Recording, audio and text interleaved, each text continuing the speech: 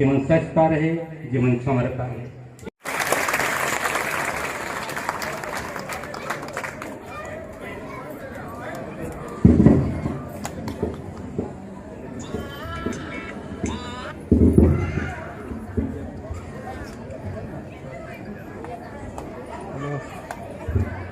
सबसे पहले यहाँ इस पावन धरती को प्रणाम करता हूँ। इस पावन धरती पे सिद्ध पीठ बाबा युवराजदास आश्रम पे आज यहाँ हम लोग के साथ साक्षात विराजमान हैं महाराज जी। महाराज जी के चरणों में प्रणाम करता हूँ और साथ में अभी आप जिनको सुन रहे थे, जिन्होंने ये प्रण लिया है कि इस पावन धरती पे, भौतर की धरती पे 121 मीटर ऊंचा भोलेनाथ की मूर्ति स्थापित करेंगे और इन्होंने प्रण लिया है, तो मैं बड़े विश्वास के साथ कह सकता हूं कि ये इसको निश्चित रूप से पूरा करेंगे, कोई रोक नहीं पाएगा।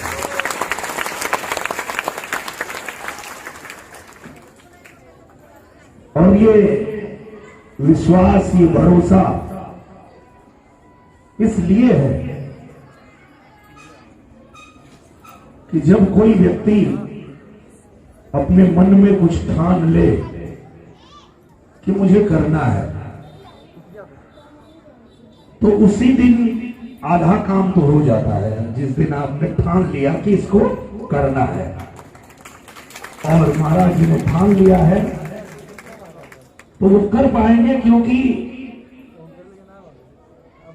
यहाँ आप जितने लोग उपस्थित हैं सभी पुण्य आत्मा हैं, सब पे भगवान की विशेष कृपा है, बहुत विशेष कृपा है। तभी आप सब लोग यहाँ इस पवित्र भूमि पर, इस आश्रम पर आए हैं। बहुत लोग ऐसे भी होंगे जो अपने काम में व्यस्त होंगे, वो अपने काम को ही प्राथमिकता देते हैं, वो भी बहुत अच्छी बात है। पर ये जो आप सब पुण्य आत्मा यहाँ उपस्थित हैं, आप सच में बहुत भाग्यशाली हैं, क्योंकि कुछ वक्त भी अगर आप भगवत चर्चा में शामिल होते हैं, भगवान की जहां चर्चा होती है वहां आप उपस्थित होते हैं, तो समझिए कि भगवान की कृपा है, तब आप वहां पहुंचे हैं, और कहीं न कहीं अब आपका कल्याण होने वाला है, तब आप वहां पहुंचे हैं। और मैं खुद को बड़ा भाग्यशाली मानता हूं कि मैं, जैसा कि महाराज जी ने बताया कि मैं आजमगढ़ से सेवक चुना गया हूं, और पूजनी महाराज जी का आदेश है कि मैं जो भी शूटिंग करूं वो आजमगढ़ में रह के करूं, ताकि किसी को मुझसे मिलना हो, अपनी बात कहनी हो तो आसानी से पहुंच जाए। और लोग आसानी से पहुंच भी जाते हैं, अपनी बात भी कह देते हैं। अगर उनकी बात मुख्यमंत्री जी तक पहुंचानी है तो मैं उनकी बात मुख्यमंत्री जी के यहाँ फोन करके पहुंचा देता हूं। अगर उनकी बात प्रधानमंत्री जी को पहुंचानी है तो प्रधानमंत्री जी के ऑफिस में फोन करके या पत्र लिख के मैं उनकी बात वहां पहुंचा देता हूं। इसीलिए महाराज जी ने मुझे कहा है कि आप आजमगढ़ की धरती पर रह के अपना काम करो।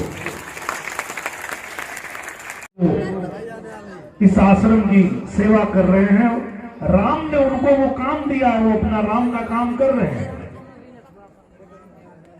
मुझे आप सबने आशीर्वाद प्यार दिया, एक गायक बनाया, तो मैंने गायकी करके, आपका मनोरंजन करके और आपकी सेवा किया। फिर आप लोगों ने मुझे हीरो बना दिया, फिल्मों में भेज दिया, तो मैंने अच्छी अच्छी फिल्में बना के भी आपका मनोरंजन किया, आपकी सेवा किया। फिर आप लोगों ने मुझे आजमगढ़ का सेवक चुन लिया, तो अब मैं सेवक बन के आजमगढ़ में रह के आपकी सेवा कर रहा हूं। क्योंकि मैं भी ये बात जानता हूं कि ये जो काम मुझे मिलता है वो मुझे राम जी ही देते हैं, और मैं जो कुछ भी करता हूं वो राम का ही काम करता हूं।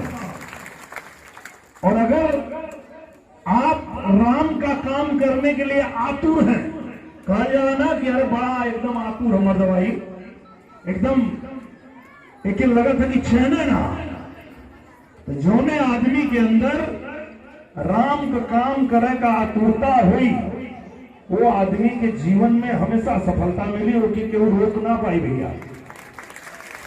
तो यही से हमेशा जो भी काम भगवान तो के देले हो, कि वो घास काटे था, कि वो धान काटे था, कि वो ऊख छीला था, कि वो आश्रम की सेवा करा था, कि वो पढ़ावा था, कि वो पढ़ा था, ये सब राम का काम।